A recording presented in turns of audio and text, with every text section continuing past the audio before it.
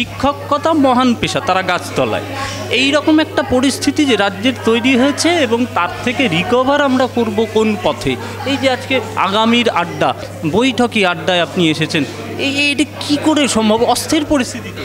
এই কদিন আগে আমি আনন্দবাজার পত্রিকায় একটি ছেলের ইন্টারভিউ শুনছিলাম, লেখা। সেই ছেলেটি লিখেছে যে এবার আমাদের মাধ্যমিক বা উচ্চ মাধ্যমিকে প্রথম হয়েছে। সে বলেছে যে আমাদের শিক্ষা নিয়ে যে দুর্নীতি, সেই দুর্নীতি থেকে আমাদেরকে নিজেদেরকে বার করে নিয়ে আসতে হবে। পড়ছিলাম আমি, সে বলেছে, নামটা মনে করতে পারছি না কে বলেছে। এটাই আমাদের আশা, জানো তো। এই যে ছোটো ছোটো বাচ্চাগুলো, এরাও রিয়ালাইজ করেছে, এরা এবার হাল ধরবে, এটাই আশা। এই যে আপনি শিক্ষার্থীদের কথা বললেন, এখানে দেবাংশু বলছে মাধ্যমিক উচ্চ মাধ্যমিক দিয়ে কী হবে, কোট আনকোট এই শব্দটা, কারণ হচ্ছে মাধ্যমিক উচ্চ মাধ্যমিকে বেস তৈরি হয় বলে জানতাম। তিনি বলছেন না, এতে এখন আর কিছু না, সেটা তো তার জানাটাই তো শেষ কথাটা। সে হতে পারে সে জানে না, হতে পারে সে অশিক্ষিত, যেই কথা বলেছে, হতে পারে সে এসব পড়াশুনো নিয়ে খুব একটা তার জ্ঞান নেই। তাতে তো আমার কিন্তু যায় আসছে। আজকে কেউ যদি বলে মানুষ যদি আপনি মেয়ে নন, কি যায় আসে আমার? ব্যাপারটা এরকম। আমায় কেউ এসে বললো মানুষ যদি আপনি মেয়ে নন, বা মানুষ যদি আপনি মানুষ নন, সেটা বলা বেটার। আমায় কেউ এসে বললো মানুষ যদি আপনি মানুষ নন, আমার দুটো পথ আসবে, ভীষণ রিয়াক্ট করবো অথবা বলবো দূর, সিম্পল, দূর। অযোগ্য শিক্ষকদের কাছেও শিখছে আমার আপনার ছেলেরা। এই বিষয়টা, এই গোটা অস্থিরতাটা কীরকমভাবে ব্যাখ্যা করবে? দেখুন, এমনিতে এই সমাজটাকে বলা হয় খুব গতির যুগ। আসলে আমরা যাকে গতি বলছি সেটা আসলে কিন্তু এক ধরনের একটা অস্থিরতা। এই অস্থিরতা রাজনীতিতে, মূল্যবোধে, বিশ্বাসে, চিন্তায় সর্বত্র।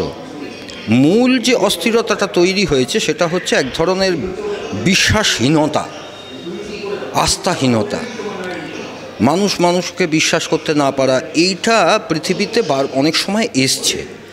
আমরা যদি ভারতবর্ষের এই সময়কার রাজনীতি দেখি, 11 সালের একটা বিরাট পরিবর্তন হলো একটা আস্থা নিয়ে। সেই আস্থা মানুষের চরম পরিণতি হলো, এবং এটাকে এক অর্থে আজকে বলা যায় এটা এক ধরনের রাজনৈতিক প্রতারণা। আমরা যদি আজকে যে সাহিত্যের আড্ডার কথা তুললেন তাতে বলি, আপনি যদি একটু খেয়াল করেন দেখবেন দীর্ঘ যুগ ধরে লাতিন আমেরিকাতে এইগুলো ঘটেছিল। একটা করে মার্কিন মদতপুষ্ট জুনটা সরকার তৈরি হতো, অত্যাচার করতো, আরেকটি বিদ্রোহ গোষ্ঠী তৈরি হতো, তার বিরুদ্ধে তাদেরকে অস্ত্র সরবরাহ করতো, তারা আবার ক্ষমতায় আসতো, আবার একই পরিণতি হতো। এই যে বারবার মানুষের আশা জাগছে আর আশাভঙ্গ হচ্ছে, আশা জাগছে আর আশাভঙ্গ হচ্ছে, এটা ওয়ান রুলফো বা গ্যাব্রিয়েল গার্সিয়া মার্কোস তাদের শিল্প সাহিত্যেও ভীষণভাবে প্রভাব পড়ছে। মানে হতাশার রাজনীতি, হতাশার বিশ্বাসহীনতার রাজনীতি শিল্প সাহিত্যেও ভীষণভাবে প্রভাব পড়ে। এটা আজকের কোনো নতুন ঘটনা নয়। ফলে একটা অবিশ্বাসের বাতাবরণ এবং একটা সত্য অসত্যকে, মানে যেটা নতুন করে বলা হচ্ছে সত্য উত্তর, বাট ট্রুলিনেস, এই যে যা সত্য নয় তাকে সত্য বলা হচ্ছে, এই ধরনের একটা জগতে মানুষকে ক্রমশ বিভ্রান্ত করছে, কোনটা ঠিক কোনটা বেঠিক, কোনটা সত্য কোনটা মিথ্যে। আর এই সুযোগটাই শোষক আর শাসকের একটা নবতম আবিষ্কার বলবো না, বহু পুরনো আবিষ্কার, তাকে আবার নতুন করে কাজে লাগাচ্ছে। একদমই তাই। আমি এই রাজ্যের একদম প্রান্তিক মানুষের কথা ধরছি, ধনী দরিদ্র সব শ্রেণীর মানুষের কথা ধরছি। একটা বিষয় কিন্তু এখন এই নির্বাচন, এই সামনেই আমাদের লোকসভা নির্বাচন থেকে যায়, আমাদেরও নাগরিক হিসাবে দায় থেকে যায়, গ্যারেন্টি। এক হচ্ছে দিল্লি থেকে পরিষ্কার, ভোট যে বিতর্কেই হোক মোদি গ্যারেন্টি, ঠিক বাংলায় দিদি গ্যারেন্টি। মাঝখানে মানুষের কোনো গ্যারেন্টি নেই। মানুষের গ্যারেন্টি নেই এ কারণে, দুটো গ্যারেন্টির মাঝখানে বলছে বাম সমর্থক যারা বামপন্থী, যারা কংগ্রেসি, তাদের বলছে তাদের তো কোনো গ্যারেন্টিই নেই। সুতরাং গ্যারেন্টি দুটো জায়গায়, দিদি এবং মোদি। এই বাইনারি কী হবে? এই বাইনারি তো বাংলায়, দেখুন, বাইনারির আগে আমাকে যেটা বলতে হয় যে শব্দবন্ধনীটি আপনি নয়, আমাদের প্রধানমন্ত্রী ব্যবহার করেছেন গ্যারেন্টি। এই গ্যারেন্টি একই সঙ্গে একটা বিরাট গ্যারেন্টি তৈরি করছে যে আমাদের সংবিধানটাকে নস্যাৎ করার। কেন না, এই যে ব্যক্তির গ্যারেন্টি আমাদের যে প্রজাতন্ত্র বা রিপাবলিক, এই রিপাবলিককে অস্বীকার করছে। রিপাবলিক যেখানে প্রজাতন্ত্র, প্রজাদের দ্বারা নির্বাচিত, বাই দ্য পিপল, এইটাকে সম্পূর্ণভাবে অস্বীকার করা হচ্ছে ব্যক্তির গ্যারেন্টি। আপনি খেয়াল করে দেখবেন কোথাও বলছে না যে ভারত সরকার গ্যারেন্টি দিচ্ছে, কোথাও বলছে না যে পশ্চিমবঙ্গ সরকার গ্যারেন্টি দিচ্ছে। ফলে এই গ্যারেন্টিটার যে উত্তরটা আপনি চাইছেন আমার কাছে তার থেকেও বিপজ্জনক হচ্ছে এইটা, যে এই গ্যারেন্টির মধ্যে দিয়ে আমাদের প্রজাতন্ত্র বা রিপাবলিক অর্থাৎ নাগরিকের যে অধিকার, এই সমস্ত অধিকারকে নস্যাৎ করবার একটা গ্যারেন্টি তৈরি হচ্ছে। একদমই তাই। আমি শিল্প সাহিত্য সভা নিয়ে একটু বলার আগে বলবো মাননীয় মুখ্যমন্ত্রীর দিকে একটু তাকান। আপনাকেই বলছি, তাকাতে বলছি এ কারণে তার সাহিত্য চর্চা, তার শিল্পের যে আঁচড় আমরা যা দেখছি বা দেখেছি বা আগামী দিনেও আরও দেখব, সেই এত সমৃদ্ধ একটি মানুষ আমাদের বাংলায় রয়েছে, যিনি শিল্পী, একদিকে কবি, একদিকে সাহিত্যিক, একদিকে আঁচড়ে উনি ছবি আঁকেন। সেইরকম বাংলায় আবার সাহিত্য সভায় ছোট ছোট বৈঠকে আমি বলছি উনিই তো সমৃদ্ধ। না দেখুন, এই যে শিল্প সাহিত্যের একটা ভেগ ধরতে হচ্ছে ওনাকে, তার একটা বড় কারণ হচ্ছে পশ্চিমবাংলার দীর্ঘ ইতিহাসে আমাদের এখানে শিল্প সাহিত্যের একটা বিরাট ভূমিকা আছে। রবীন্দ্রনাথ ঠাকুর আমাদের একটা বিরাট গর্ব, শুধু না একটা আস্থার জায়গা। ফলে পশ্চিমবাংলায় শিল্প সাহিত্য এবং বামপন্থা এটার বাইরে গিয়ে রাজনীতির কোনো জায়গা নেই। তাই পশ্চিমবাংলায় দক্ষিণপন্থাকেও বামপন্থার ভেগ ধরতে হয় এবং শোষক, নির্যাতনকারীকেও, অত্যাচারীকেও শিল্প সাহিত্যের ভেগ ধরতে হয়। বাংলা এমনই একটা মাটি যে মাটিতে শিল্প সাহিত্য এবং বামপন্থা বা প্রগতিশীলতার একটা মাটি। ফলে এখানে তাদেরকেও এই ভেগটা প্রয়োজন হয়, এই ভেগটা প্রয়োজন হয় বলে তাদেরকে ধরতে হচ্ছে। একদমই তাই। আমি শেষ করব একদম ভারাক্রান্ত একটা টপিক, বরুণ সেনগুপ্ত, এই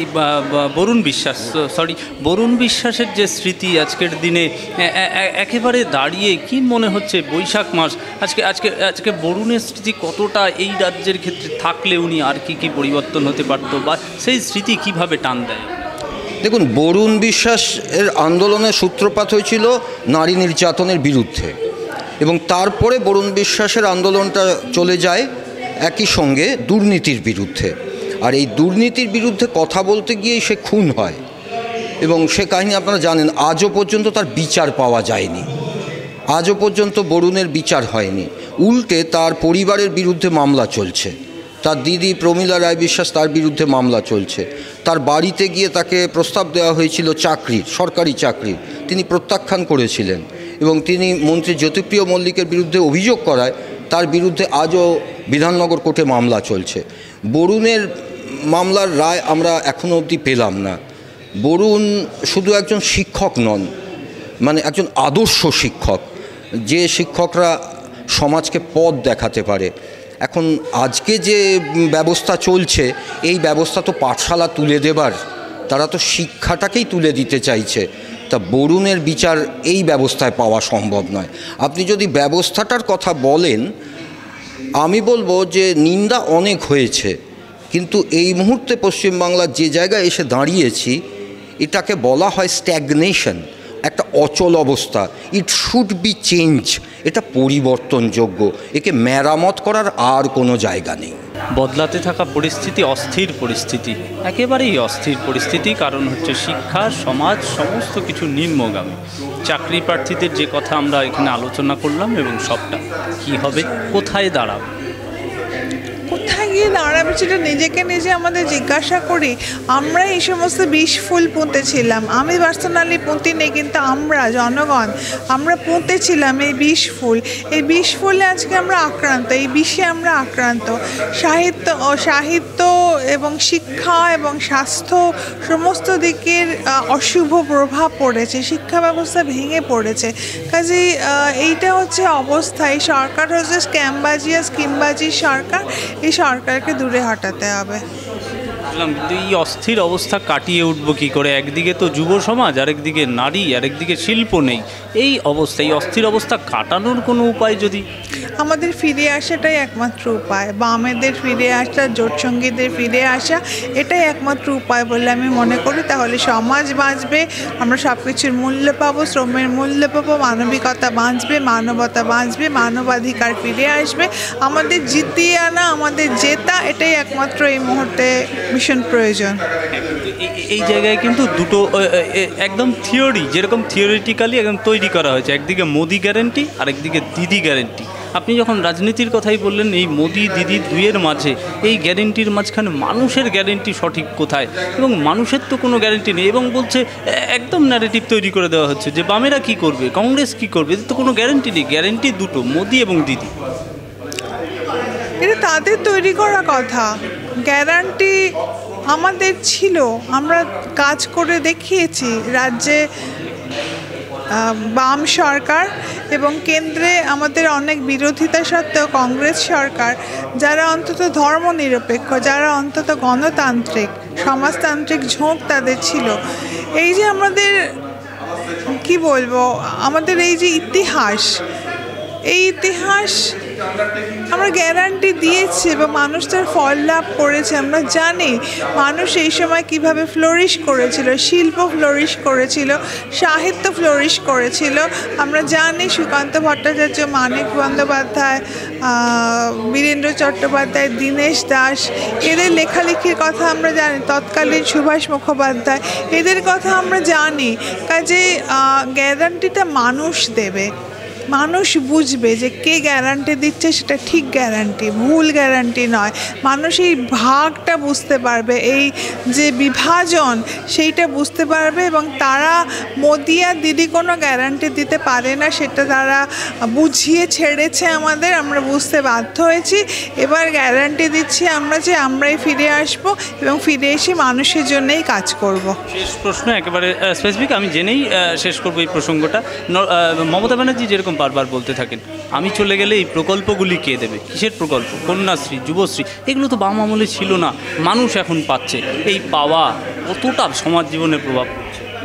কিছুটা প্রভাব পড়েছিল প্রথমে, কিন্তু শিল্প, নিরাপত্তা, মেয়েদের নিরাপত্তা, কন্যাশ্রী, রূপশ্রী হচ্ছে, মেয়েদের নিরাপত্তা হচ্ছে না, মেয়েদের শ্লীলতাহানি, ধর্ষণ হচ্ছে, সেগুলোকে জাস্টিফাই করা হচ্ছে, বলা হচ্ছে শরীর থাকলে যেমন জর্জারি হয় সেরকম ধর্ষণও হয়। বলা আরেকটা দল কেন্দ্রে যারা আছে তারা বলছে মুসলিম মেয়েদের কবর থেকে তুলে ধর্ষণ করা উচিত। তো এই যেখানে মা বোনেদের অবস্থা, মা বোনেদের সম্মান, সেইখানে আমরা কি করছি, ওরা কি করছে? শেষ করে দিচ্ছে তো সব কিছু। শিল্প ধ্বংস করে দিয়েছে। শিল্প হলে কত মানুষ, বেরোজগার মানুষ রোজগার করার পথ খুঁজে পেত, শ্রমের মূল্য পেত। কোথায় শিল্প? এবং আরও বড় কথা যে এই শিল্পটাকে ধ্বংস করে দিয়েছে, এটার কথা, এর উল্টো কথা, এটা যে সত্যিকারের ধ্বংস, সেটা সত্যিকারের এক ধরনের মানে জাতির ভবিষ্যৎকে ভেঙে চুরে দেওয়া, এই কথাটা শিক্ষার বইয়ে, পাঠ্য বইয়ে ইনক্লুডেড হয়েছে। কাজেই আমি বুঝতে পারছি কোন সমাজে আমরা বাস করছি। আপনার প্রশ্নটা আরেকবার বলবেন? প্রশ্নটা হচ্ছে এই যে আমি চলে গেলে কে দেবে, যে প্রসঙ্গ, এই কন্যাশ্রী, যুবশ্রী, এইগুলো তো ভরসা রাখছে মানুষ। আমি বলছিলাম যে এই ভরসা দিদির। বুঝতে পেরেছি, হ্যাঁ, মানে এই প্রকল্পগুলো কে দেবে? কিন্তু এরা মাইনে দিতে পারে না, এরা বোনাস দিতে পারে না, এরা হ্যাঁ কি ভাতা যেন বলে সেটাকে, ডিএ বাকি, কিন্তু তারা ভাতা দিচ্ছে। লক্ষ্মীর ভাণ্ডার আছে, কন্যাশ্রী, যুবশ্রী, বেতন দিতে পারছে না, কিন্তু করুণার পাত্র করছে মানুষকে সম্মান জানাচ্ছে না। মনুষ্যত্বের সম্মান নেই, শ্রমের মূল্য নেই। তাদের দয়া হচ্ছে যখন, তাদের করুণা হচ্ছে, তারা তখন এইরকম সব বেসলেস, ভিত্তিহীন ভাতার কথা বলছে। এইগুলো চলবে না বেশি দিন, কারণ বাম আমলে কাজ হয়েছিল, কংগ্রেস আমলে কাজ হয়েছিল। এখন কোনো কাজ নেই, মানুষের কোনো সম্মান নেই, মা বোনেদের কোনো ইজ্জত নেই, সব দিক থেকে ধ্বংসের ছবি আমরা দেখছি। আমি চলে গেলে কি হবে? মানে আমি চলে গেলে, সুপ্রিমো যিনি বলছেন, আমি চলে গেলে মানে মানুষ বাঁচবে, আমি চলে গেলে মানে দেশটা বাঁচবে। তো সেটা আমাদের কাছে সবথেকে বড় প্রকল্প এই মুহূর্তে আমাদের হাতে, আমাদের বামপন্থী এবং তার জোটসঙ্গীদের হাতে, যে এটাই একমাত্র আমাদের প্রকল্প, যে ওদের হারিয়ে মানুষকে আমাদের নিজেদের জিতিয়ে আনা। এটাই আমাদের সামনে সবচেয়ে বড় প্রকল্প এই মুহূর্তে।